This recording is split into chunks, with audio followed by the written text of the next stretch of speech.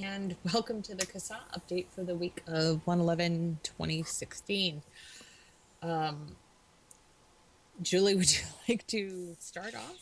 I would. I thought you First would. off, thanks for allowing me to join the conversation tonight. I wanted to share some really exciting news. And since I'm the executive director, I get to do that. Um, so Friday, we accepted Alex's resignation from our board of directors, which sounds like a really sad thing. But it's actually very exciting because as we accepted his resignation, he accepted our offer to become our full-time legislative coordinator, which is a paid position. So, very exciting time for CASAA. We'll have our first employee devoted full-time to our legislative and advocacy efforts. And this is really, long overdue actually when I look back on 2015, but terribly, terribly necessary for 2016. This is going to be even worse than last year, and last year was pretty brutal. So I want to just share that good and exciting news, and I'm just so excited. I think it's a great thing. Alex has been a really, really huge help. He's done so much, and I can't believe we have somebody who's actually going to be devoted full time to consumer advocacy and legislative. It's just mind blowing. It's so huge. You can do so much more when there's somebody who's just Yeah, doing this all the time. yeah. And it's well, Jan, I mean, you've been around forever. You Uh huh. you remember how we began, Mm-hmm. and I remember back in the day. I mean, we've been doing this since what, 2009, Yep. and our board, of course, remains an all volunteer effort. And Mm-hmm.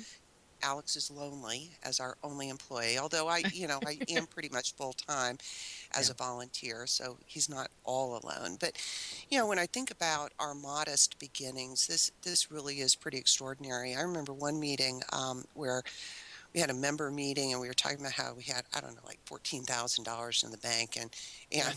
we were all so excited, and somebody said, "Well, that's like nothing," and we're like, "Oh gosh, are you kidding?" We remember when we had like $1,000 in the bank, and we were Yeah. splitting costs with other organizations to fly people to testify. Yeah. So, yeah, this is pretty extraordinary, and I think that you're going to see CASAA really upping its game because we have to. Yeah. We have to. So anyway, that's why I wanted to join the conversation. I wanted to share the news, and steal Alex's thunder so that he doesn't get to announce it. I do. That's one of the few perks of my position. So with that, I'll let you guys get on with the update, and thank you for including me. Oh, thank you for coming on. Appreciate it. Thank you, Julie. Thank you. Bye-bye. Thanks, Julie. Bye. So Well, I'm finally here. Can you hear me? I can hear you. Fantastic. Okay. So besides leaving Bandango, what is new and exciting this week, Alex? It's Bandigo. That's Sorry. it's okay. Everybody does it. Okay. But yeah, I left a job I had for nearly 8 years to come Wow. and work for CASAA full time. Yeah. I'm excited. This is my first full day officially. Yay. Um, So yeah, and honestly, it doesn't really feel like a first full day because I've been kind of doing this for at least the past year and a half. Yeah, you have. Um, so anyway, yeah, I'll keep that short. Okay. I'm happy to be here. I'm over the moon. Yeah. It's an honor to. It was an honor to have worked for the van rental company, Bandigo. Sorry if I'm Yes. giving out too many plugs. No. But it's also an honor to work for CASAA and for you guys to place your faith in me. So I'm going to make the most of it and make sure we get what we need to get done. That's awesome. And so getting right to it, Okay. the urgent alert right off the bat, Alameda County, California, has two ordinances that are they are on the agenda for tomorrow night's meeting. Okay. One of these is licensing, and this would require vapor shops to have a tobacco retail license. Right. And there are several issues that come along with this, Okay. not the least of which being considered tobacco and being subject to all the other tobacco regulations, I guess at the county or even municipal level. Right. And of course, California is sort of the epicenter of, I guess it's the epicenter. It's likely it started somewhere else, but California Right. is sort of the place where anti-smoking activist groups have advanced ordinances that regulate the concentration of tobacco retail shops. Right. So, usually when these things are implemented, there's sort of a cap put in place. And the idea is that over time, that the density of tobacco sellers will decrease. Right. I guess ultimately they hope that they can just phase out access to tobacco and nicotine products altogether, which is called prohibition, Yeah. essentially. For uncreative people, they're very creative about stuff and sort of sliding it in there. Yeah. The other ordinance that they're going to look at, it's the wording I have on our alert, is ordinance to include electronic smoking devices in tobacco sampling, tobacco retail, and smoking restrictions. So basically a county-wide indoor use ban, and it looks like this does carve out an exemption for vapor shops. I don't know if that's changed. I know that this bill has kind of been around since December. But yeah, I'd have to look back at it again for the sampling part. I guess that was just tobacco sampling. Right. But yeah, even though it carves out that exemption for vapor shops, it still prohibits use in all kinds of other places. That's somewhat unnecessary. So this is Alameda County, California, and the meeting is tomorrow, Tuesday, January 12th.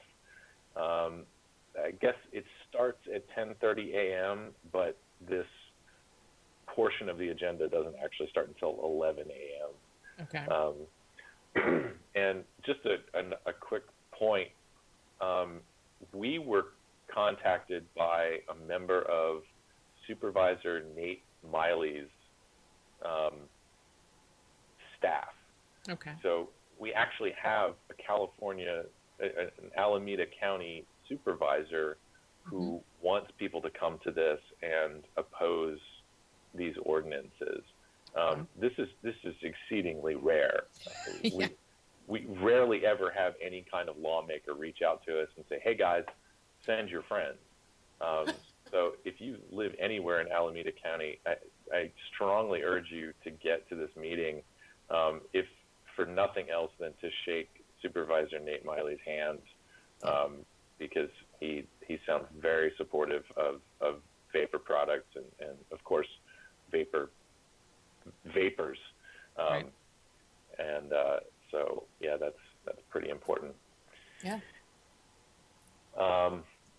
The other bits, not really updates. Obviously, we still want people to send emails to urge your congressmen and senators to support HR 2058.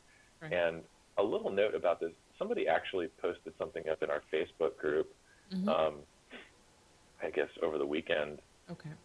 It was a TED Talk, and it was given by a former mayor, I believe, of a California town. And the entire point of his talk was actually take out a piece of paper and hand write a letter. Right. So obviously we encourage people to send emails, and it's the sheer volume of emails is what ultimately we hope has the impact. And that's why we use the advocacy tools we use to generate a lot of participation. We have Right. to do that. You know, a dozen emails isn't really going to make much of an impact. But to kind of, you know, by all means, please use our system and send an email. But while you're there, you know, take a look at the talking points, take a look at what we've written, and feel free to take that and write it out by hand and slap it in an envelope, put a stamp on it, and actually mail it to your lawmakers. And you can actually use our site to kind of find out contact information, you know, the address and so on for your lawmakers. So yeah, I would and I know that folks in California did that.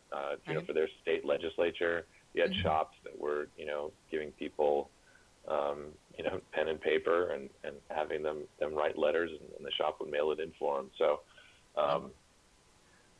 yeah, the handwritten letters is what really gets people's attention. So, obviously, I can't provide you a link for a handwritten letter, but certainly can encourage people to take that action on their own. Right. And then, of course, we should mention this all the time going forward.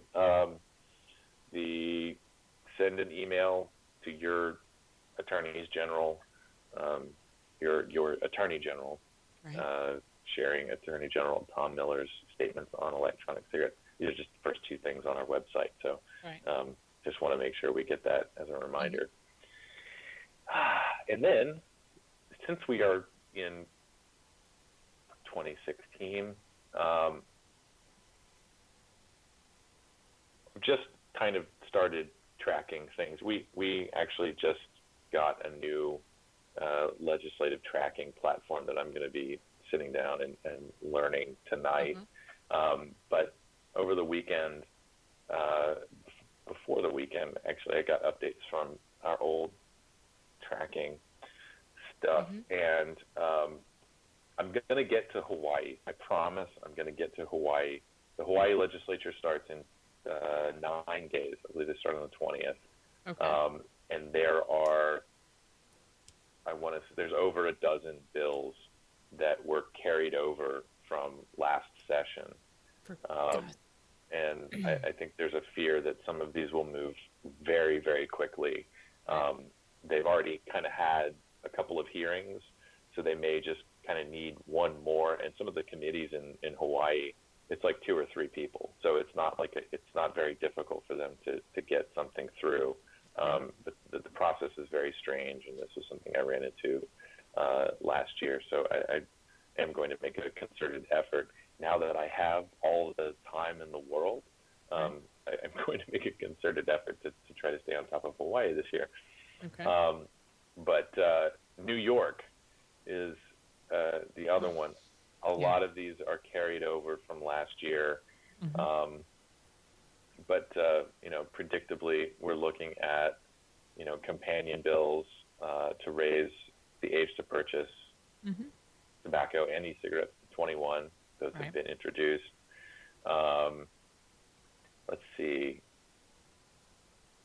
There is, A1496, which sounds familiar. That is from last year.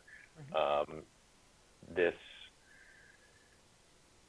deceptively redefined smoking to include electronic cigarettes, changes the definition of private club to be more in line with Tobacco 21, and it generally changes other age requirements to be in line with Tobacco 21. And this one directs the Department of Health to commence to examine and evaluate the effects of electronic cigarettes on public health, which I think some of us can probably come up with some preliminary conclusions to that one. Let's see, another one I don't think is the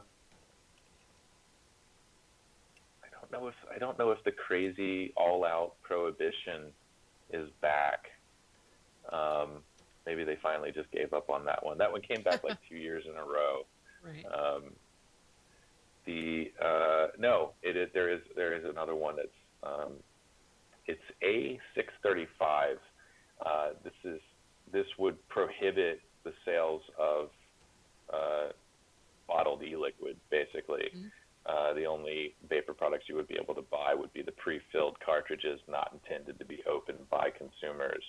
Nice. So that's interesting.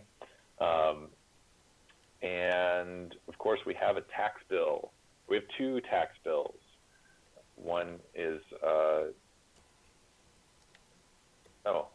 they're companion bills. Okay, S702 and A2221. The Assembly bill has lots of sponsors. So this redefines tobacco products to include anything containing tobacco or nicotine that is intended to or expected to be consumed. And so this also raises the wholesale tax to 95% from if you just go ahead and include vapor products as a tobacco product. Currently, it's a 75% wholesale tax on tobacco products, but this also raises to 95%. This bill would also jack up the tax on smokeless tobacco from $2 an ounce to $3.65 an ounce. That's crazy.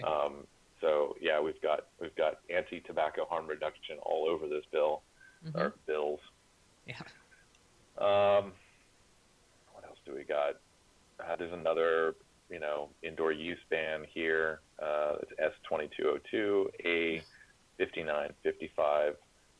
The Senate bill, everybody's favorite, state senator, Kemp Hannon is signed on as a sponsor to that. He was the one that did the crazy all-out prohibition. Right.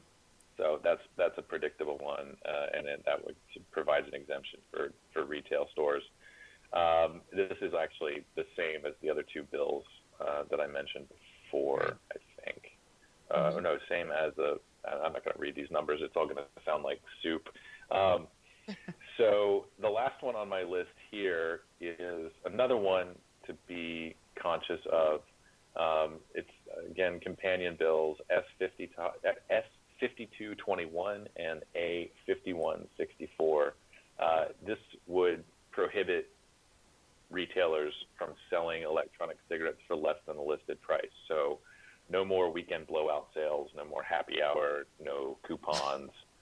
You just have to sell it for the list price. Right. And that is something I would expect to see in other states going forward. Those kinds of rules apply to cigarettes, no coupons, depending on where you live. But somehow they still send, I guess in some states it's okay. So I remember seeing people they've received coupons in the mail from cigarette companies. So it's a state-to-state thing. So yeah, all that to say that New York looks to be pretty busy this year. There's a shocker. Yeah. You were talking about the state attorney generals. Can I just make a reading recommendation for people? Oh yeah, please. Okay.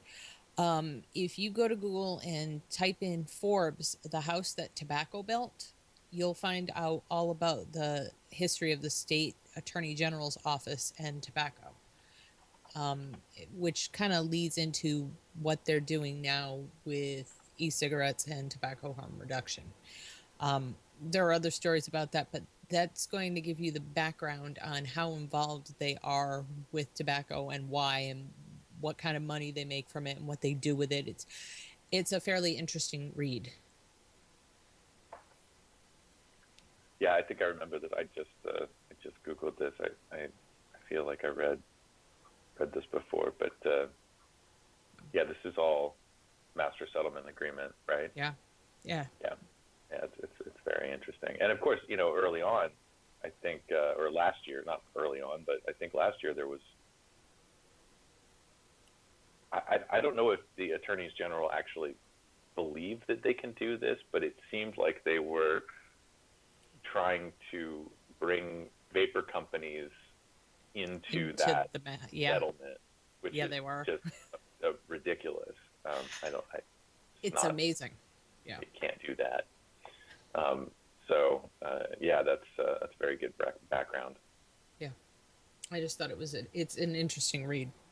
Just if you want to know, why so many of them are anti-tobacco harm reduction, the amount of money is staggering that they've made with us. So, I guess where there's money to be made, health doesn't matter, No. unfortunately. No. But I got a message from a friend. The Facebook announcement went out today that I'm now working for CASAA, and I got a message from a friend who lives in London, and she recently quit smoking by switching to e-cigarettes, and it's been 21 days, and I responded with well, I hope that the most effective products are still going to be available for you by the end of the year. Right. A lot's going on with the TPD, and she says, yeah, I know. It's like, they just care about their money. So, even somebody that just showed up to this whole conversation can see it. Pretty amazing. Yeah. It's blatantly obvious. So, and it's nice that new people can see it. I'm excited about that. That means there's no hiding it, really. And maybe that'll motivate people to stand up. I don't know if any lawmakers actually listen to our update. They should, though. We put out some good information. Right. But if you do happen to be a lawmaker and you feel inclined to propose a tax bill on these products or anything that would essentially protect existing cigarette sales, just come out with it. And I know that I think there was a lawmaker from Alabama last year that just blatantly said the state needs money. Yeah. So, it doesn't really make it a sweeter pill to swallow, but at least just be honest with us. This is really not much to do with protecting public health. Agreed. And I think, I was always taught honesty is the best policy. And lawmakers maybe could learn something from that. Who knows? But anyway, is that it for this week, Alex? I think so. Okay. I'm sure the rest of the week will be even more exciting, so we'll have a lot more to talk about next Monday. Excellent. I'm so excited that you're here full time doing this now. Thank you so much. I'm so excited. This is so awesome. And we'll see you next week. Yeah, great. Thank you. Thanks. Bye. Night. Good night. Do you know